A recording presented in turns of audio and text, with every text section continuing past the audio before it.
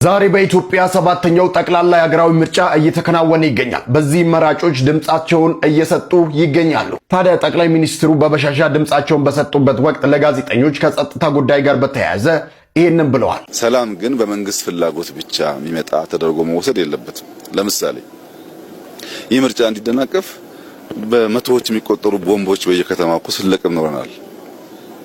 ሰው የራሱን ወገን የራሱን ወንድም ማን ላይ እንደሚያርፍ ሳያቅ እንደረበሽኩ ለማለት ብቻ ከሆነ አገር የተላከለትን ቦምብ ይዞ በየከተማው መሄድ ይሄ ጤነኛ የትግል ስልት አይደለም። ያ ቦምብ ልጅህን፣ እናትህን፣ ወንድምህን፣ እህትህን ሊገል ይችላል።